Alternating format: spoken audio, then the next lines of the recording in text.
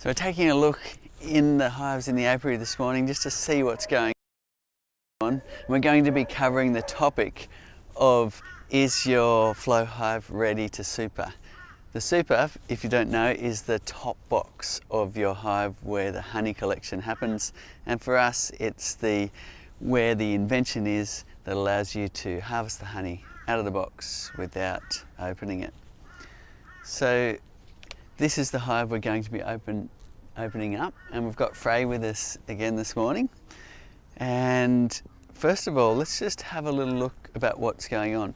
When we looked in this window, we noticed that the bees have eaten some of the honey out of the frame, and you can tell they've eaten it because there's this kind of patchy pattern where it was full and capped. You can see their wax capping they put over the top of the flow frame parts, and then you can see these areas like over here where they've actually uncapped it and eaten the honey out. So that shows that the bees are hungry.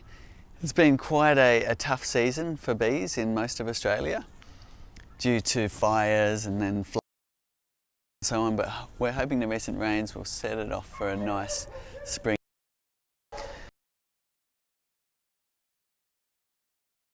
There, and your colony isn't able to build up to the point where they can go and get all that nectar from the flowers and bring it back to the hive. You won't get much honey storage happening at all in your hive until those things line up. What you want before you super is a lot of bees in the bottom box, and we'll take a look at that. So you can see not much going on in there.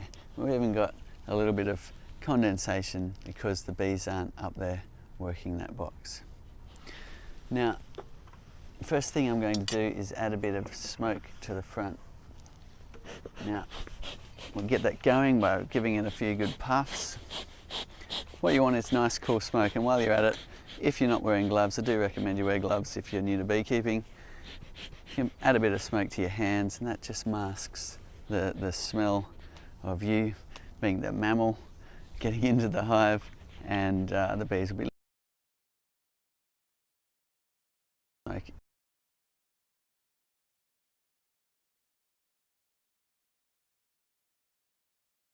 Okay, so next we're going to lift the box off, but before we do that, we might just have a little look at what's going on inside the flow box, because we put this super on perhaps a little bit early, and there hasn't been the flowers we expected, so there's not much going on here in this top super. Okay, so those little wing screws on the roof you undo to take it off on the Flow Hive 2, and then we're just going to get our chisel end under the inner cover, take that off, and we've got one little beetle here, sorry beetle, and it looks like I can see some bees starting to work the center frames here if you look down these gaps. So to lift out one of the frames, you can use this is the J tool that comes with the chisel end can go right under this Flow Hive frame here, and the other end you can use this J hook just like you would with any normal frame. Would you like to do that, Frey? And then it can come up, and we'll just have a look. If anyone's noticed, I've missed a step here, and I haven't actually got my veil on, which is okay when you've got a nice calm hive like this, but if you're new to beekeeping, do make sure you put your veil on and protect yourself. So we're looking down the flow frames cells and just noticing that the bees are starting to complete the cells. They go through this process of completing all the cell formations, making it into honeycomb, coating it all in wax before they start putting nectar in those cells. So we're seeing them start on it, but we're not seeing any honey storage yet. just going to do up this hood.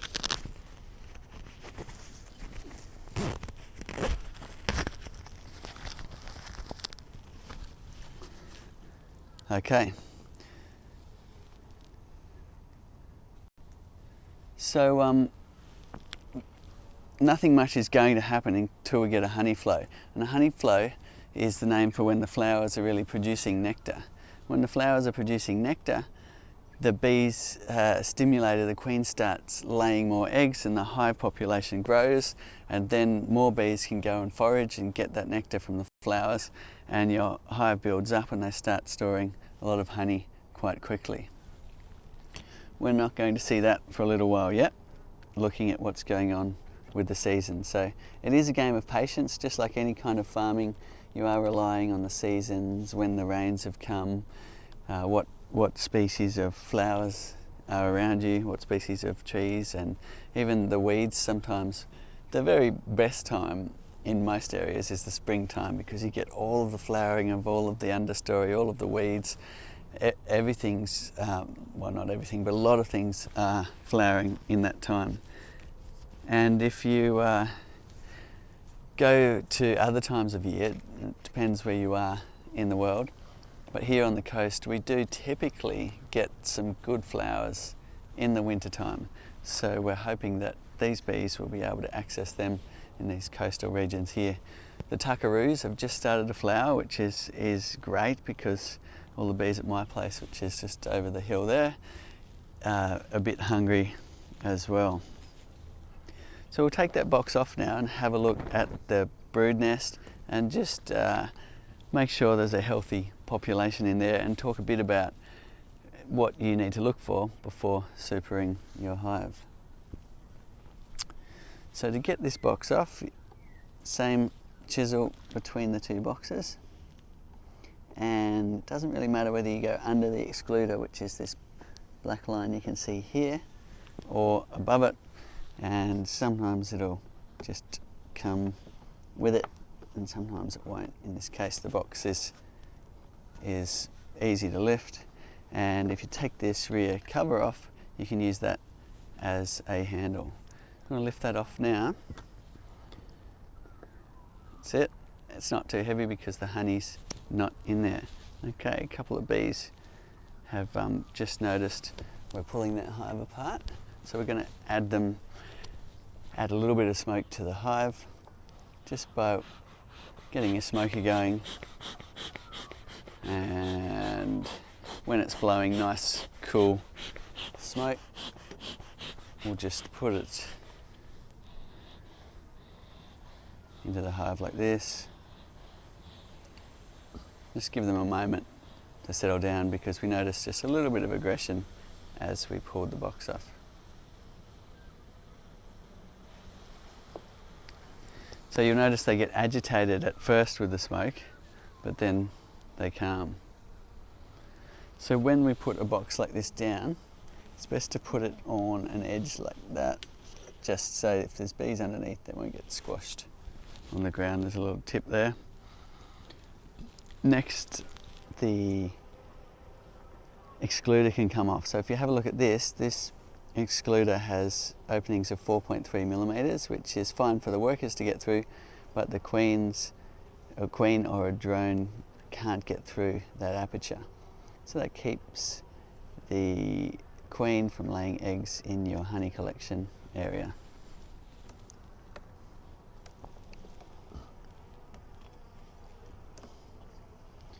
And just like to gently peel these off. Now, there could be a queen on the underside here. There's not many bees, so it's quite easy to see. Can't see the queen. You don't want to orphan her from the hive, so generally it's a good idea, you're taking apart things that might have the queen on it, lean it up against the hive for the queen to walk back in, because she can't actually fly when she's in egg laying mode. If you've got questions, put them in the comments below and we'll get to answering those. And today, if you're just tuning in, we're discussing, is your hive ready to super? Now, looking at this hive, I would say no. It actually did have more of a population, but because there hasn't been much of a nectar flow, the queen's limited her egg laying and the population has shrunk a little bit. So for instance, if you look down the sides here and here, we're not seeing any bees at all on these edges. So don't be disappointed if you put your super on and let's say there's no flowers and not much happening for quite some time. On the flip side, it can get very exciting if things happen quite quickly, and it really just depends on.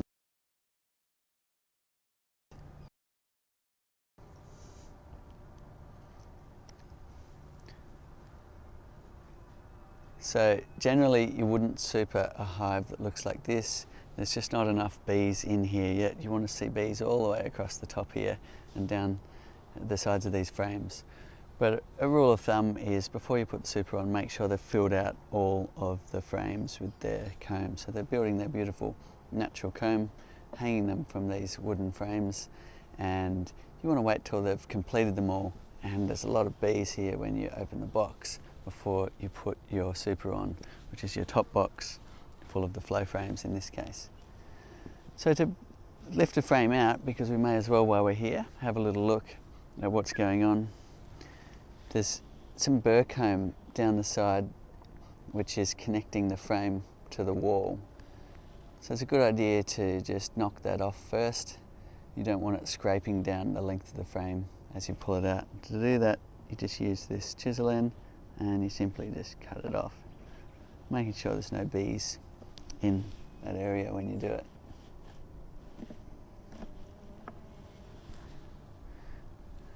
Next, in order to get the frame out, the first one's the trickiest. Just split the frames apart a bit, because the bees use quite a lot of propolis to join the frames together.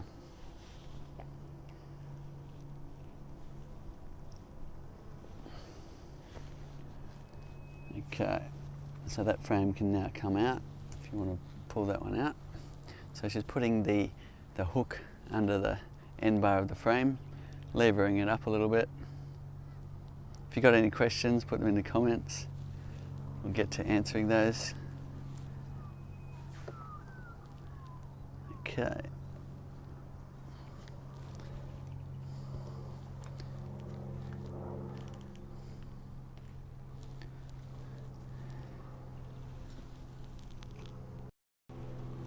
There we go. So nice and gentle on that first one is a good idea. So you can see here they're actually eating a bit of the honey stores away in this area. There's quite a lot of hive beetles too, which is interesting. Well, we'll certainly have to try and catch some of those in the trap at the bottom. But that's a kind of pattern you start to see when they're hungry, where you've got honeycomb starting to look patchy. So these are the honey areas here, and notice they're starting to decap them and eat the honey away. So they're using that to survive through this time. There's not many flowers. I can see a tiny bit of nectar glinting down the cells, which is a good sign. Perhaps they're just starting to find some nectar. You see there's a glint in the bottom. That's great. Hopefully that pattern continues and we see the hives building up and starting to increase in their population. Yeah, a couple of questions, Cedar, and there's some big people shouting out from Kuwait, Puerto Rico, Algiers, and there's someone in South Carolina in the States saying that the bees are depositing honey in the flow frames, but they don't seem to be capping them yet. Is that normal? So that is normal. So what they're talking about there is the bees are putting nectar in the frames, but they actually haven't put their capping over the top. If you have a look at this frame here, it's got a good, well, almost a good illustration. This one's actually has been capped and they've eaten the honey away. But down the cells, if you're seeing glinting nectar, but no capping on top of the flow frames, it just means they're not ready to cap it yet. Either they haven't found enough nectar to fill the cells, or they're still in the process of dewatering it. They want to get the nectar down below 20% in order to then put their capping over the top. if they cap it when the moisture content's too high, then it may ferment actually in the frames. And it does happen sometimes if you get bees that are capping it a bit early. Okay, let's have a look here.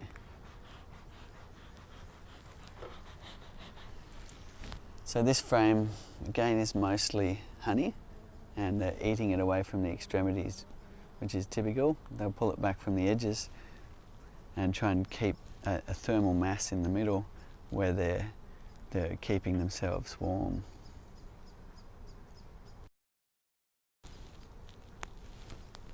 See, there are a couple of people wondering what type of bees do you like to use in the Flow Hive? So whatever bees you can get is the answer, as long as they're the honey bees, the Apis mellifera. And there's all different breeds that queen breeders will breed, and they often have their favourites and their breeds that they've been working on. So you get Italians, Caucasians, Carnolians, etc. And it doesn't really matter which ones you're using. I would ask for nice calm genetics. That's the main thing when you're getting started with bees. It's nicer if you've got a nice calm hive. If you've got an aggressive one, it just makes this process of getting into the hive and learning about your bees a bit harder. So you'll often get multiple strains in one hive too, because a queen, if she's naturally mated, will mate with a lot of drones from different hives. So you might see there's dark coloured bees and light coloured bees in the one hive.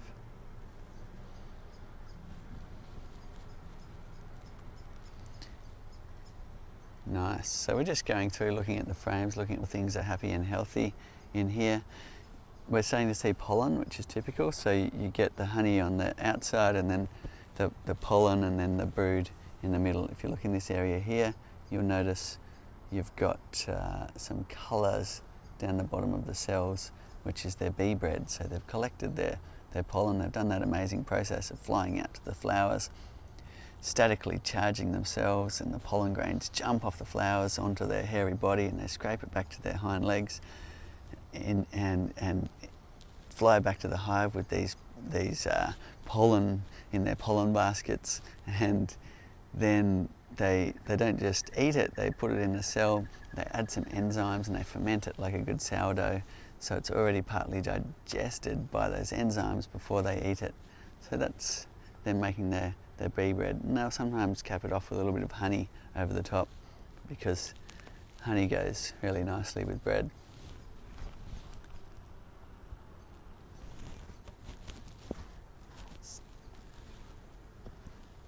Beautiful.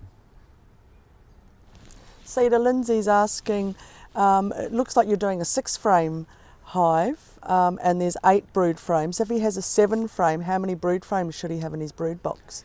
You'll have 10 frames. So there's basically 2 different hive standards in the Langstroth. There's the 8-frame and the 10-frame. We've gone and confused things and made wider cells for honey collection. And with some maths early on, when we were working it all out, we made it so the 6 frames suited an 8-frame box, and 7 flow frames suited a 10-frame box, so that bees, when they're storing honey, will make deeper cells. And that's so we wanted the cells we were making for honey collection to be deeper, to mimic what they like to do in nature. But yeah, it does get confusing. We call it a Flow Hive 6 and a Flow Hive 7, but the 6 suits 8 brood frames, and the 7 suits 10 brood frames.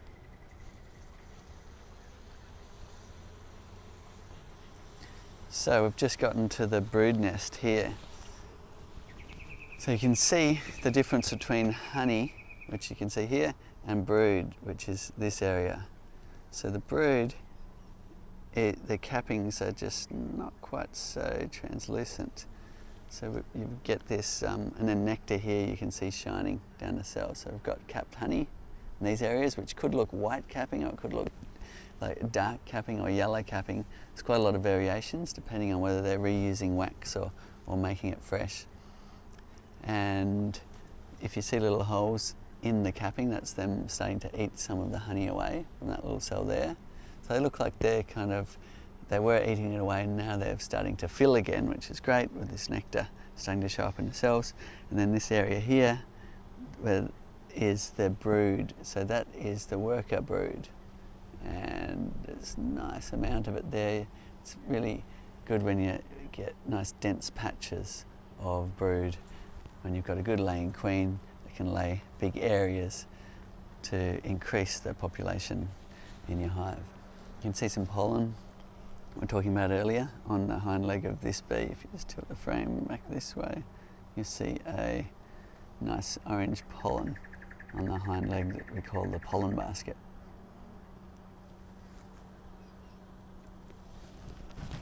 Cedar, you mentioned before about some hive beetles. A couple of people wondering, why are the hive beetles bad, and what can they do to your hive? So the hive beetles, they came to Australia some 20 years ago almost now, and they're actually from Africa, and they exist in your compost heap and so on. They're in most parts of the world now. They're not in New Zealand, but you'll find them in the USA, and I think you get them in Europe as well. Little black beetles, and the danger is if there's not enough bees to keep them under check in the hive, then those beetles will take an opportunity to lay their larvae in your brood frames. Then what can happen is that larvae worms its way through your brood frames, destroying the formation of your larvae as they go, and starting to leave this slimy kind of coating, and it's quite disgusting if your hive goes that way and ends up just a big hive beetle maggot nest. It's a lot to clean up, and then you have to reintroduce a colony and start again. So I've just spotted the queen. If you can see it in the camera, just give us a thumbs up. Okay, so she walks a bit differently. You notice the bees have a busy little walk, and the queen has a bit of a stride. She's also got a shiny backplate just behind her eyes, which is because the hairs have worn off. All the bees do have that area, but the queen lives a long time and wears the hairs off just from walking around. She's just been covered up there by the bees.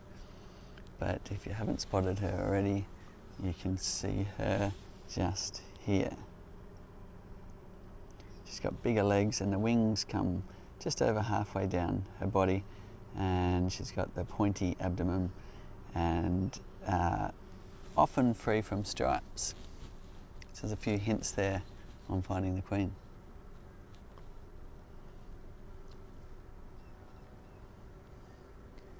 If you've got questions, put them in the comments for the bees to go and get, and that's why the honey super isn't being filled at the moment. There's a few tricks you can do if you want to speed up that process, and I'll show you that now. So if you pull out a frame, we'll do that here. One of these flow frames. There's not much going on here. This is a completely empty one. You can just get some of the burr comb from the top of the frames here. I might just add a little smoke there. A little agitated this morning. And it's a process of just adding some wax from here to here, and they'll then recycle that wax, which is pretty cool. So you simply grab it off the top of your frames and you mash it like this, and what will happen is the bees will come here and go, that's in the wrong spot, and they'll actually redistribute that in that surrounding area, and that'll increase the speed at which the bees will start working on the frames. I find that much easier. I rarely do it actually. I just let the bees build up to the point where they start using them, but I would prefer this method over some other suggestions that people have of coating frames in wax and so on. Partly because it's easier, but also because you're not introducing any wax from other hives and so on. Because each time you introduce wax from other hives, you do risk some pathogens, although if you're buying commercial wax it should have been sterilised. So if you do that, and it's nice to do it on the observation window side, you can watch the process of the bees recycling that wax, and I'll show you what it looks like on the frame on the other side, because we did go through that process earlier. However, the bees still aren't storing any honey, simply because there's no nectar available and the colony is not big enough to do so. So here you can see an area where we put a blob of wax, and they recycled it into this area. You can see, used it to complete the cells, and now they're ready to start some honey storage. So they started to do that quite nicely, and then the population actually shrunk in this hive as the queens started to lay less eggs, responding to what nectar was available. So when we went and put this blob of wax, they actually haven't touched it. So it's just a waiting game now, some patience. We know we've got a happy hive. There's still some good brood in the centre, and now we just need to be patient and wait for the flowers to flower and the hive to build up in numbers, and they'll start to use the flow frames. Cedar, Matt's asking, he started his hive last year and they were really chilled out, everything was going well, and he just said the last 2 inspections they've become really aggressive, and he just thinks changing their temperament. So there's a few things, and we have inspected this hive a few times now on a live stream, and this time they're showing a little bit more aggression than the last time. So you can have factors like it's just a bit cold, all the bees are home, none of the bees are flying today. If we inspected it a bit later in the day when all the bees had gone out to the flowers, then that seems to really help with aggression. So mid-morning to mid-afternoon on a nice sunny day, nice warm days, when you get the least aggression from your bees. However, there's other factors like genetics, and sometimes what can happen is you've got a nice calm hive, and for whatever reason they've decided to replace their queen. Perhaps she wasn't laying well enough, and the new queen's gone and mated with some drones from the surrounding area that have aggressive traits. She then brings that genetic material back to your hive, and a month or two later you're starting to see this aggression trait, as that genetic material is now in your worker and guard bees. So keep an eye on your hive. If you find that it's consistently getting too aggressive and that's becoming an issue, then you can get in there and with one from a queen breeder who's specifically bred for a nice calm genetics, nice calm queen.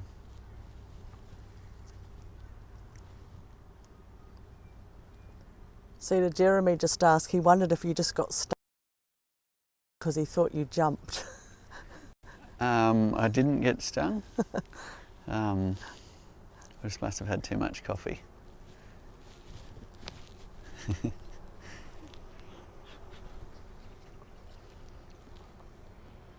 Okay.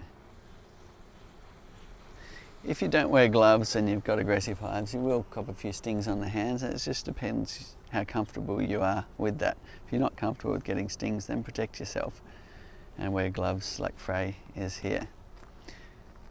Usually beekeepers, after some time, they start to tune in and get to know their hive, and also know how their body reacts to stings and are comfortable with that as well. So we have a beekeeper who you saw on Facebook, a bit of protection and, and not get the stings, so it's up to you. Cedar, Luke's in northeast Victoria, where the days very rarely get under 18 degrees in the winter. Should he still do inspections through winter if the days are not that warm? I would say only if you have to. Generally people make sure it's got enough food, if it's got honey stores, and then they close it up, and they don't do inspections in that winter time. And come spring, when the first blossoms, or in places where the snow is just melting and the flowers are popping out, they will then do their first inspections to see if the colony has survived through with a queen. And if it hasn't, then they'll need to reintroduce a colony into that hive. So generally not doing inspections in the winter. You want to do them when it's a bit warmer. If you do want to get in there, then just limit the amount of exposure that the brood has to the cold, because uncapped brood can be sensitive to cold and you don't want to harm them.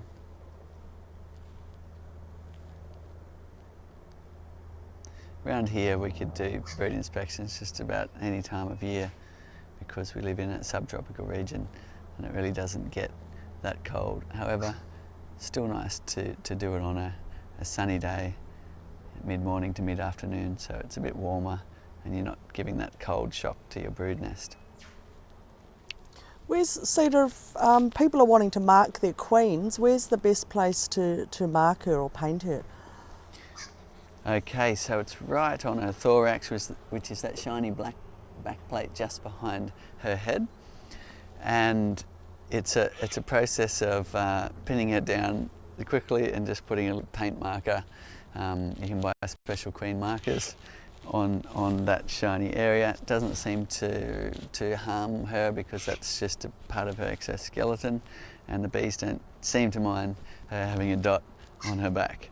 Now, people tend to colour code them so that you can work out how long she's lived for. So each year we'll have a different colour in beekeeping. So if you are into putting those coloured dots on your bees, you can then go, wow, that queen's 3 years old now, or if the queen disappeared and you found a queen with no dot, then you could then learn that she had been superseded. So it can be quite interesting to put those marks, and you can actually get little contraptions that help you do that you can put the queen in and mark her more easily. Keep the questions coming in. Cedar, Beehaven's asking, would it be a good idea to move empty drawn comb to the middle to encourage increasing the laying? You could put empty drawn comb in the middle. I tend to let the bees decide that in most cases.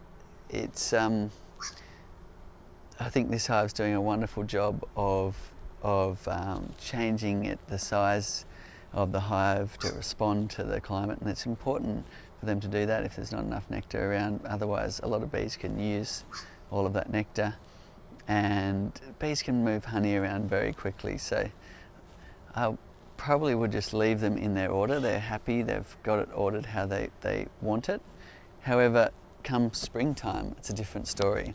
And the reason why you would move some empty frames towards the centre is actually to alleviate the swarming tendencies. If you didn't want your hive to build up and swarm, then typically beekeepers will get some empty frames and put them towards the centre of the brood nest, perhaps one here and one here, to then give that queen some extra space to lay, and that will alleviate those swarming tendencies.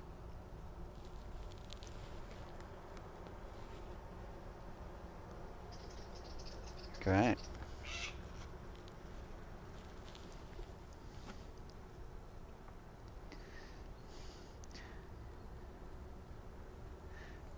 So Freya's grown up keeping bees out near my father's place, and it's great to have her here on the team. She's been here just about a month now, and wonderful to watch the way she's just calmly getting into the hive, and she's put the whole hive back together in the same order it came apart, which is a nice thing to do because you don't want to get in the situation where you've got areas of comb that are getting squashed together and the bees then can't service those areas, and if you've got lots of beetles around like this hive has, then the beetles will start to lay in those areas. So that's another reason just to keep the same order, because one frame might have a bit of a bow this way in its comb and another one might have a bow the other way, and if put together you'd create this space that was unserviceable by the bees until they reconstructed that area by chewing it all away. But I have seen issues where you've got a weak colony like this one, and you've manipulated it in such a way that the beetles can use those areas but the bees can't, and that starts the hive beetle process. The bees are just starting to go from my hands there now. And the smoker needs a little more fuel here, which is a good thing to remember, just to top it up. We'll put a little bit more in a second, but we're basically going to put this hive back together now. If you've got any more questions, put them in the comments. Okay. So we're just using some garden mulch. Generally I use whatever you've got available in a smoker. Some people swear by their different methods. Some people even use dried out cow dung. Other people use a hessian sack that they've hung on the fence for a year.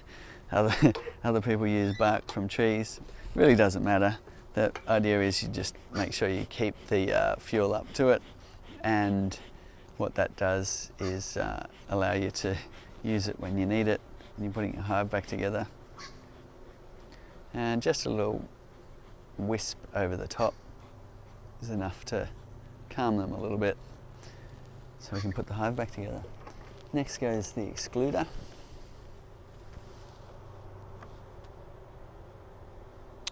And then the super on top. So to this, Michelle was asking, could you put a couple of regular 10 frame deeps in the middle of the flow hive to encourage them to move up? Look, you can, right? But I'd recommend not to. What we find is beekeepers who are experienced tend to have more trouble getting the flow hive going than brand new ones who just follow our instructions. So it can get while you can, it's not advisable. If you're pulling frames up from here and putting it up here, you've got all these big gaps. When you open the windows, bees are all flying out. It doesn't necessarily speed up the process anyway. What you really need to do is just wait till you've got a big nectar flow and a lot of bees in your hive. When you open these windows and you're seeing a lot of bees, and that coincides with the nectar flow, that's when they'll fill the flow hive. So if you want to speed it up, you can do what we did earlier by scraping some wax and putting it into the side of the flow frames. But aside from that, I wouldn't go messing things around too much. You start to create other problems. Great. Cedar, just wondering, Jackie was just wondering of foundationless and wax foundation? Well spotted. So you might have noticed that there were some wires on the edge of a couple of the frames, and that's simply because this hive was started from a nucleus, and those frames came with foundation. We tend to do foundationless. I find it a lot easier. I also like just watching the bees do their perfectly natural thing in the brood box and sizing the cells for themselves and doing what they want to do in that area. If you use foundation, then it comes with specific cell sizes, which is okay. It's very common in the world to do that, but I like the foundationless method. But having said that, my father tended to like to mix it up a little bit and put a few foundation in there and a few not, just to give them a straight guide. I tend to like to go all foundationless and just make sure I get in there as they're building and make sure they're straight, and once you get them building straight on those guides, then you get a nice full box of frames, all drawn, naturally drawn, and it's a wonderful thing to watch that process.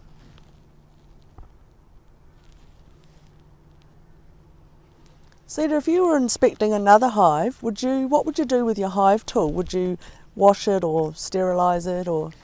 That's a great question. So when you've got wax from one hive, it's a great idea not to put that into another hive, because you might be sharing pathogens such as AFB or EFB from one hive to another hive. So the more you can isolate your hives, the better.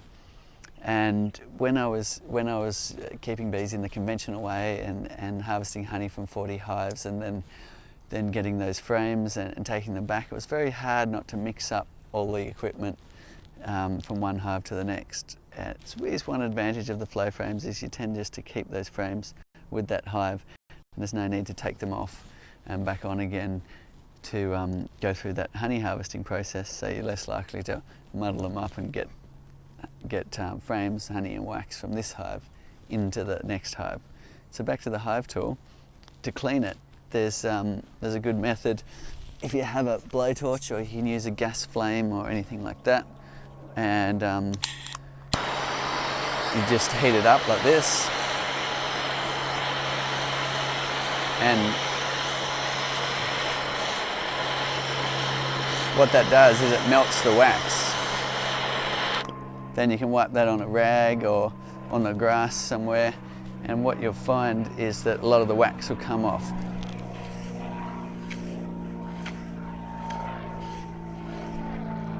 And or you can just scrub it in the kitchen sink with a scrubber.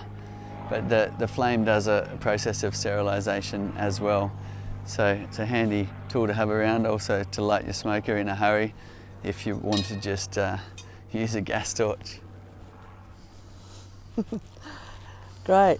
Cedar, do you recommend that people need to wash their flow frames before they use them? No, there's no, in the injection moulding process of the flow frames, there is no additives that are happening. It's just basically steel surfaces where the injection happens, and so you don't get any residue on those parts. There's no need to wash them prior to using them.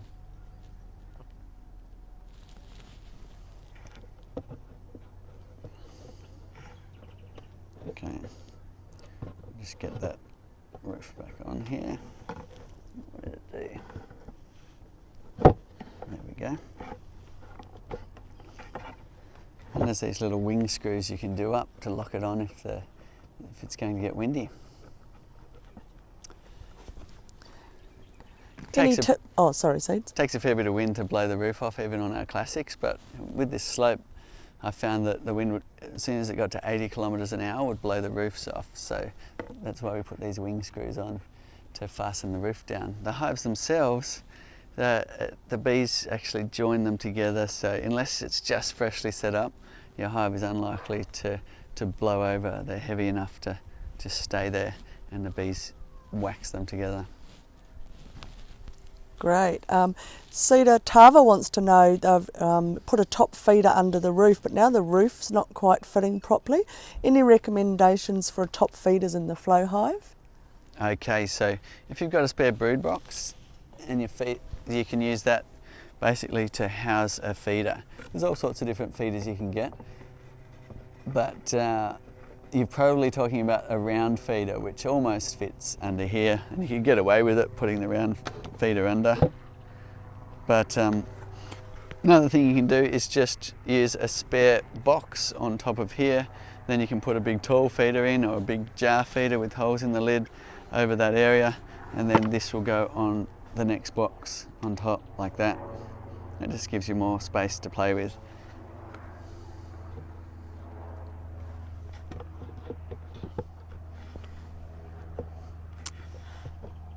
Okay. A couple of city people, Cedar, saying, how many hives can you get if you live in the city? I'm not sure which country they're in. So yeah, you might want to look at your local regulations, but generally you can keep a number of hives in your backyard or on your balcony. Some people keep them on the rooftops in the city. Urban beekeeping is really increasing in popularity, and keeping a number of hives is usually fine, as long as you're respectful of your neighbours and not pointing the entrance in such a way that the bees are flying right into a path where your neighbours walk and things like that. So we do have a video on situating your flow hive if you want some tips and tricks on how to put your hive in order to consider all the things you'd like to consider when you're placing it. And any tips on preventing wax moth? So wax moth I don't have any issues with. Wax moth I used to have issues with when I'd take stickies or conventional frames off the hive and be leaving them in the shed, and the wax moth would then, they love eating wax and laying their eggs in wax, so they can do damage to the wax and wooden frames when they're laying their young in those areas. But you shouldn't really have an issue with wax moth in your flow hive. The only place that you'll probably find them breeding up is in the tray area. We've just put some oil in this tray here to catch those beetles, but sometimes when it's dry and you've got, oh, there's a beetle right there that's just been caught, and another beetle and another one and another one, so this is working. We're catching a few beetles in the beetle trap at the bottom, which is important when you've got a weak colony like this. But if the tray was dry and you had a whole lot of wax that's just fallen through the screen at the bottom, you might find wax moth taking advantage of that area and using that wax to lay their young. It's just a case of cleaning out your tray then and removing that wax, and the problem will go away.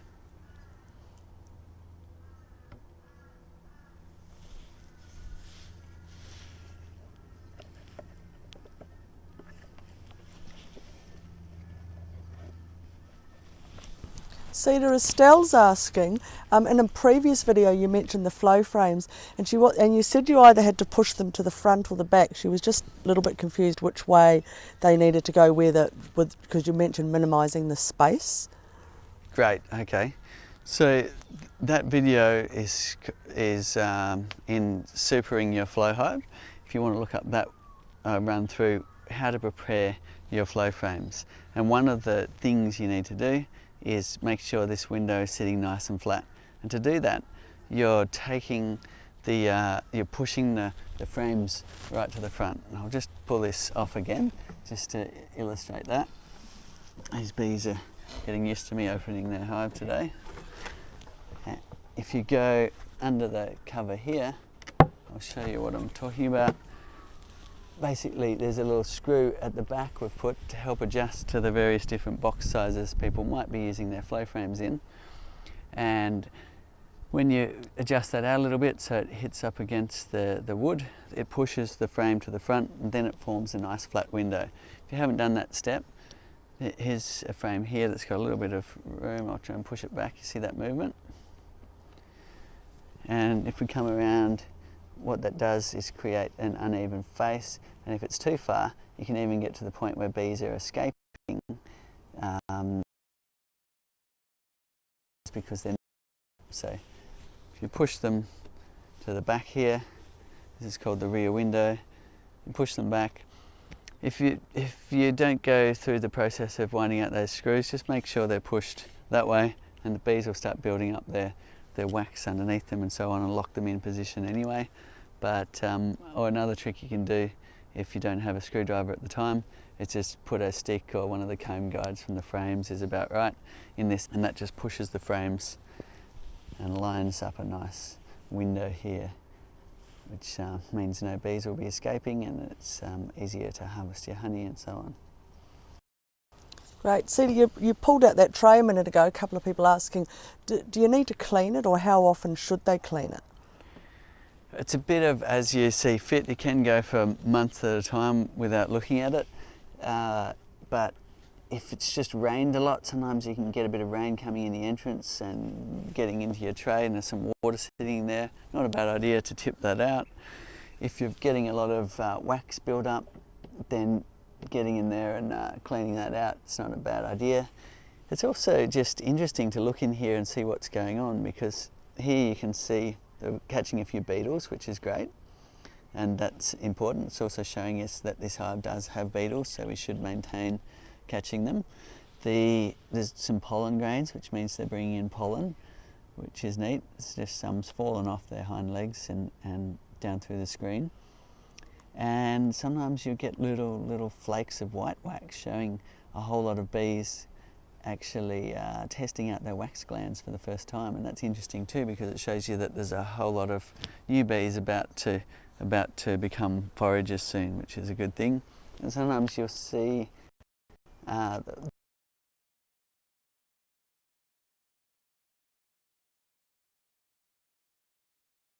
can fall down through the screen as well. If that's getting annoying. From in Kansas, USA, second year harvesting bees, got it 5 quarts last year, but the honey, it wasn't actually capped. So they were worried about harvesting, thinking that they might squish the bees, so they took the frames out and harvested them inside. Do you think they would squish the bees if the frames weren't capped? So over a decade of inventing, we went through a lot of processes and we learned a lot. And one of the things we did, which we actually wrote a whole patent about, was make it so the parts don't squash bees. So if you imagine the honeycomb cell like this, if we made it so the parts actually met each other, then and bees were down the cells, what could happen is it could open like that to create the chin, put their legs or wings through that area, and then close again. It would actually catch the leg or wing. So what we did is we removed some of the cell on an angle like this, and what that allows is the bees then build a wax bridge across this area, and when it moves, if there's a bee down the cell and closes again, this wax bridge is broken and there's space for the bees to get out. At worst, they get a bit stuck in the wax and the other bees will help them out. So generally there isn't any issue there. And so I wouldn't recommend harvesting early because it means your honey might ferment. But if there is areas of the frame that you're unaware of and there's bees down the cells, they'll be fine as the parts move and come back again. Great. Stuart Clinton's asking, what do the bees do with the old beeswax? So in a hive like this, they actually do a lot of recycling of the old beeswax, and you can tell whether they've recycled it by the colour of the wax. And it really depends. Like sometimes the bees are preferred to use new wax, and you can tell when it's new because of its light colour. Sometimes it's white or a bright yellow, and that's when they're using nice new wax. When they're using old wax, it'll be shades of brown or a deep yellowy brown colour. So it was a bit of a win really to see them recycling the wax, because the bees use about seven kilograms of honey to make a kilogram of wax. So there's quite a lot of honey usage to create wax. And doing it in this way allows a lot of recycling of the wax in the hive.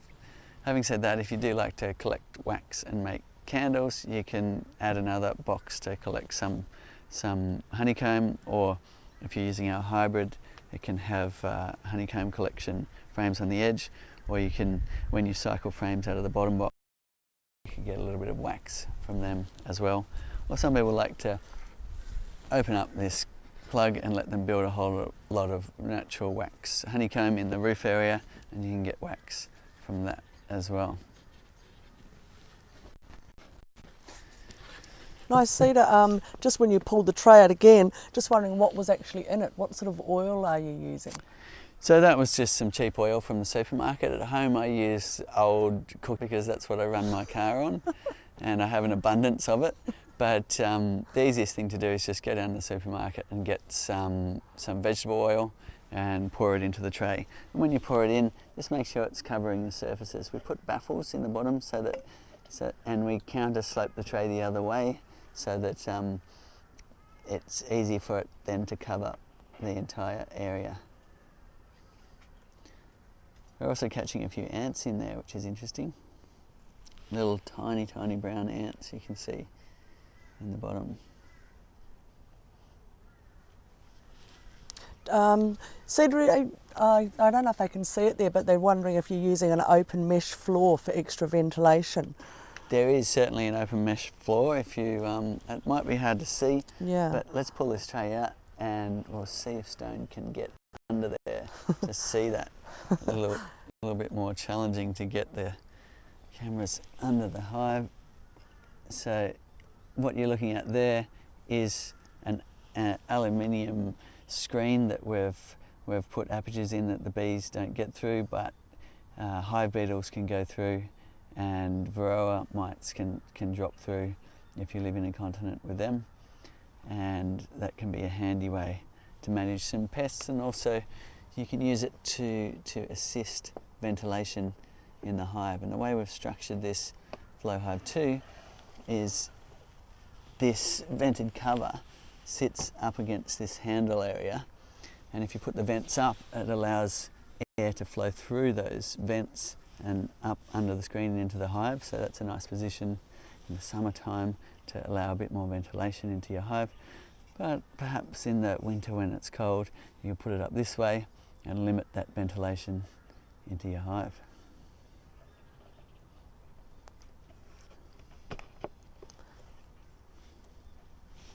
Got time for another one, Cedar? One more question. Okay, you mentioned before about leaving off that the plug in the inner cover, and I'm just saying they got plugs, but the plug is actually now only with the Flow Hive 2, just to clarify that. If they do put the honey and wax in the roof, is it hard to get it out, Cedar? So this area can build up with honey and wax, and oh look, we've got a snail. It's probably just crawled up out of the garden where I've had it sitting. But it can be a bit messy, but it can also be a lot of fun to take along to a party or something where you've got a whole lot of wax honeycomb in here, and you just take the whole roof along and go, check this out. And people enjoy chewing on that honeycomb, that experience of watching the natural formations. Fun to do for a while, but also a bit of a mess to clean up, so I tend to just put the cap in there. If you've got a classic which doesn't have the plug, just put something over that area if you don't want them to build up in you can just put a block of wood or anything really, and the bees then won't access the roof area. Thank you very much for tuning in, and best of luck with the season, and hopefully here we'll get some nice winter flowers. The bees are a bit hungry. I look forward to seeing that nectar in and harvesting some of the beautiful flavours from the surrounding area. Let us know what you'd like us to cover, put it in the comments below, and we'll keep answering your questions so that you can get started.